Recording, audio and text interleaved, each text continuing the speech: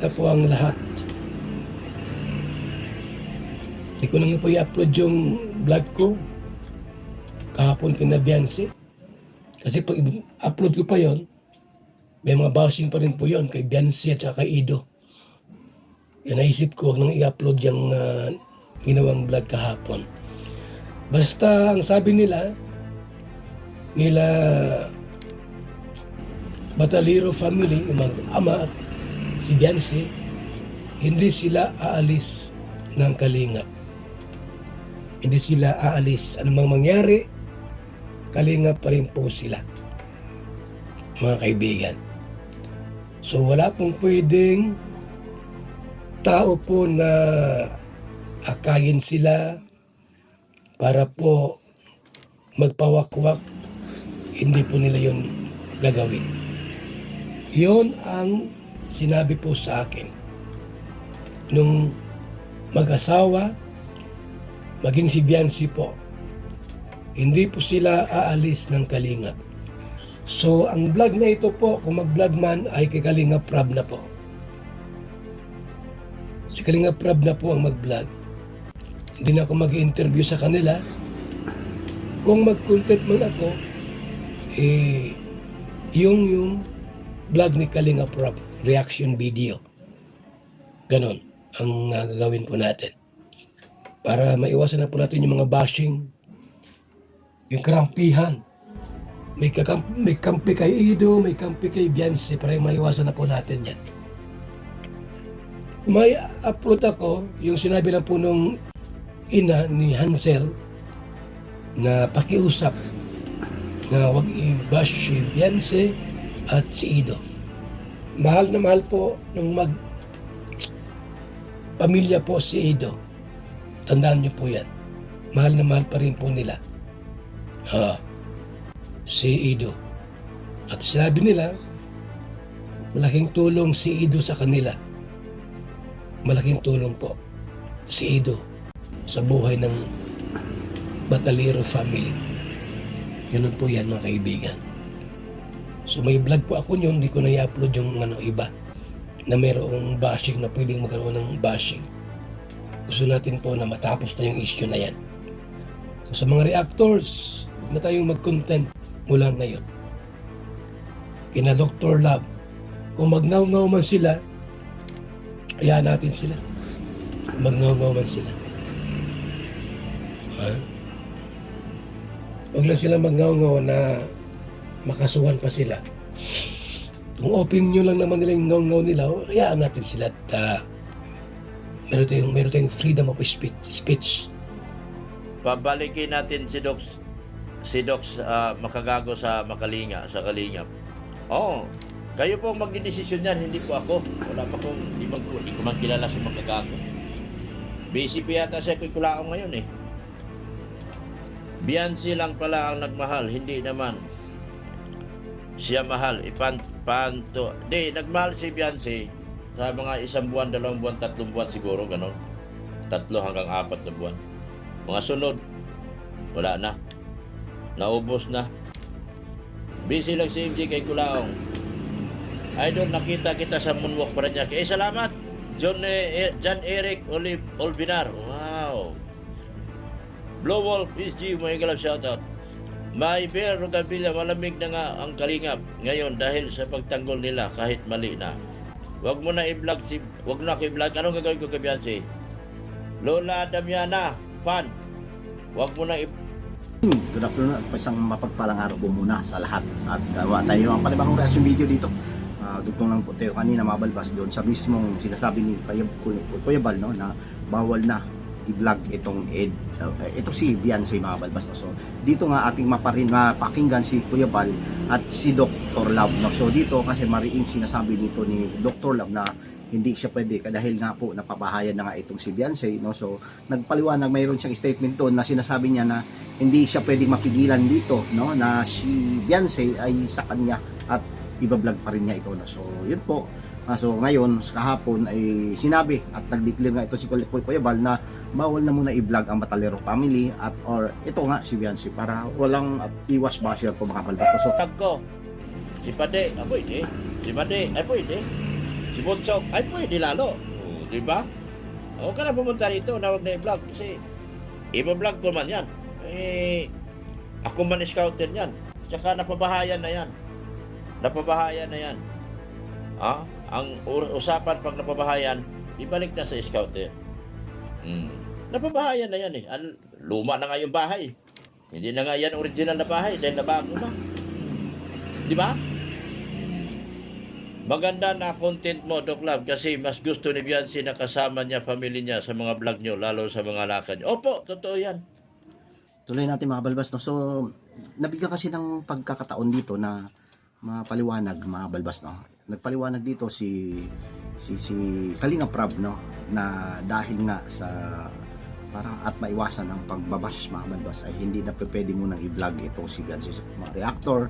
Pero dito kasi kung gusto na merong binigay na message ito si Kalinga si Kuya Val na kapag no kung gusto niyo pang i-vlog katulad sa atin no kasi wala naman tayo sa Kalingap na ay pwede daw i-vlog itong si Biancy or i-reaksyonan no dahil nga po kung halimbawa na taga Kalingap kayo pwede kayong lumabas muna ano so ngayon naman ina-kick tayo no so malaya tayo kung saan tayo mag-reaction. Pero sa atin naman ay fear tayo nung wala pang babas dito dahil ang sa atin lang ay nandun tayo sa opinion or yung kung ano man ang ating nagiging or di ba kuro-kuro dito at ang pananaw natin dito dahil pagdating kasi dito hindi natin pwedeng sabihin natin na hindi natin kapihan yung kabila at hindi rin natin pwedeng sasabihin na yung dahil nga sa Kalingap ay alam naman natin ang Kalingap ay talagang maganda no at talagang charity no charity po talaga ang ginagawa nila. Pero pagdating nga dito ay may ano kasi no nabaling po doon sa issue na ganyan no. So hindi natin alam kasi wala pa mga ebidensya sapat na ebidensya pero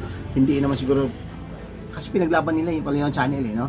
Kanilang paninindigan, kanilang pagkatao dito itong dalawang charity vlogger na ito dito kay na kumampi kay Biancy no na pag di ba marami at nag-issue ito doon sa sinasabi no ano ba ang kanilang mga talagang ngayon latest nilang sinasabi sa live nila no madalas silang nagla-live gabi-gabi yun po yung pinanghawakan nila meron daw silang no na parang kumbaga di ba hindi lang daw hearsay ito allegedly sinasabi dito na meron daw talaga at ay mga sinasabi nila ay meron daw kukulang suporta no dokumento or something like na parang meron daw na makapag evidence no ebidensya mga kalabalbas no so dito kay Dr. Love ay hindi natin alam no Kiling, kulang na lang. Sabihin ko, nagkapatong yung mga langaw para kumilig talaga.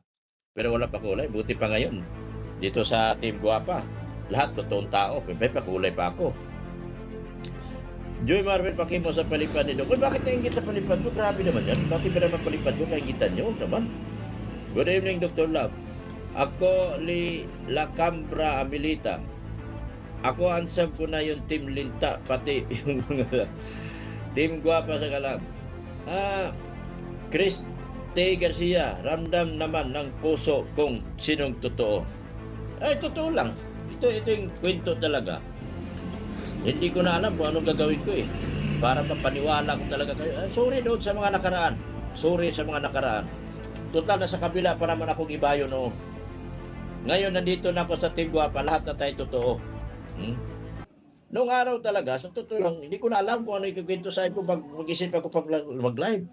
Mang-aaway na lang ako, ang gagawin ko.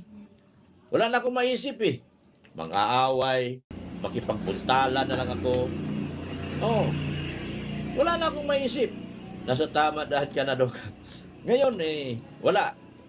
Pareho tayo rito na pareho tayo rito na nasaktan, nagsama-sama. Pareho tayo rito na tinanggal. Dahil wala na silbi. Nandito na tayo. Wala tayong mga silbi. Si Doc Love, sa tama lang ako paninindigan.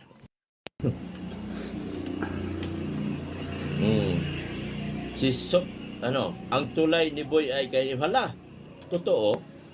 Ramdam ka namin, Doc. Nasa tama ka. 1.5 ang nag-join, Doc. Opo, 1.5. Ang thumbs ako, 500. Okay lang yan. Sina Abalos, pakialam mo, inggit ka, layas ka dito. Nako, huwag ka dito. Wala na ako maibigay sa yung kilig. Wala naman talagang kilig. Never man nahirapan ako. Wala na, may buti. Sasabihin ko na totoo. Si Redsin niya Pati langit at lupa, pinagsalpukan na para lang makagawa ng sarili kwento. Minsan, nagsimula pa siya sa part 1 para lang magkaroon siya ng kwento. Magkakaso daw, hanggang ngayon di pa kumikilos, nanay. Nanakot pa sila naman ang pala itong takot. Pati si mga kagago, sila na itapik. Nako, delikado yan. Wala na ako, wala na magtatanggol. Wala na ako eh. Kapag bumalik talaga si Makagago, wala na magtatanggol. Wala man magtatanggol sa kanila, pustahan tayo. Wala man. Wala na ako sa kalingap eh. Paano ko pa sila ipagtanggol gaya wala na ako sa kalingap? Hindi na, masira pa channel ko ulit. Hindi na. Dito na ako, bahala maansap ako. At least, maganda ang kikitaan ko dito. So dito, nasabi niya na pwede pa kasi wala na daw sa umaga, di ba? May kasulatan kasi ang mga balbas na kapag ikaw ay napabahayan na, itong si Biancy nga, ay pwede na na-vlog ng scouter, no? So sino ba ang scouter nito? Eh di ba si Dr. Love, kaya kalayaan siya, no? Meron siyang freedom na, or meron siyang talagang kakayanan na i-vlog itong si Biancy. Pero sa atin naman ay wala namang problema kung saan naman ito mga balbas, dahil nga kung halimbawa nga ang sabi nga ni Kuya Bal ay si tangi at bukod tanging si Kalinga Prab lang ang magbibigay at gumagawa dito, no? So pag-upload or pag-vlog kay Biancy, dahil nga sa kanya naman po talaga at siya po ang nagpa-viral dito, no? So yun lang po ang ating sa ngayon, no? Medyo malabo, no? Dahil hindi pa naman at may mga consequences ito mga kabalbas, dahil kung di ba, alam mo naman natin wala sa kalingap si Dr. Love, magiging may may pagkakaiba, or saan ba tayo, no? Saan ba? Kasi magiging hati ito mga kabalbas, meron kakampi doon sa kabila at meron din kakampi kay Kalingap Raul dito sa kalingap, no? Kay kung halimbawa nga may vlog ito, pero kung halimbawa ang vlog na ito ay ang paksa ay kay Biancy lamang, ay hindi natin alam kung ito ba ay mababash dun sa channel ni Kalinga Prab, no? Kasi kung mai-vlog nga ito dito kay Dr. Love, sigurado na yung taga-kabila or maka-edu, mga balbas, napanggitan ni pangalan, ay malamang ibabash at sa komento, no? Dito sa section ni dito sa channel mismo ni Dr. Love, no, mga balbas, no? So yun lang, ang sa atin lang ay antay natin kung ano ba, dahil ang sinabi mismo ni Kuya Bal ay bawal na i-vlog itong si Biancy, mga balbas natin, no? So ito nga, at nagmatigas naman, makikita natin na statement ni Dr. Love ay talagang sinabi na dito na iba-vlog daw talaga niya si Biancy dahil siya ang nagmay-ari nito, o siya po ang naka-scout nito, no? So kapitbahay, madali na lang daw i-video ito ng mga balbas natin,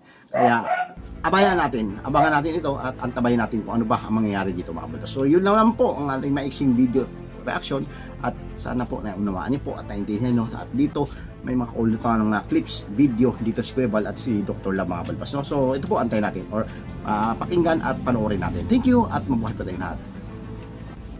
Kaya bilib ako sa iyo, Dok. Mamamatay, salamat Tita Janet, no? Mamamatay sila sa gutom, dilat ng mata. Mula bukas, ang mga mata nila dilat. Akalain mo ako lang nagsalita. Isa lang sinabi ko. Hindi nagustuhan ni Padi yung sinabi nyo. Na sabi ni Padi, nasa high moral ang aking anak. Sasabihin nyo, nakakaawa at sobrang nakakaawa at mababa ang moral. Kayo lang nagsabi nun eh. Kung matalino talaga tayong tao, hindi natin sabihin yun eh. Sayang yung talino natin, ginamit lang natin sa walang kakwinta-kwintang bagay para lang maipakitang ganito yung bata. Sayang yung talino na ibinahagi sa atin ng Diyos na ginamit natin sa walang kakwinta-kwintang bagay. Tapos magkumpulan kayo, magsama-sama kayo sa live dahil babanatan nyo ako. Nadurog nyo ba ako? Hindi. Nabugbog nyo ba ako? Hindi. Isa lang masasabi ko. Na-shoot na sa USB yung mga sinasabi nyo.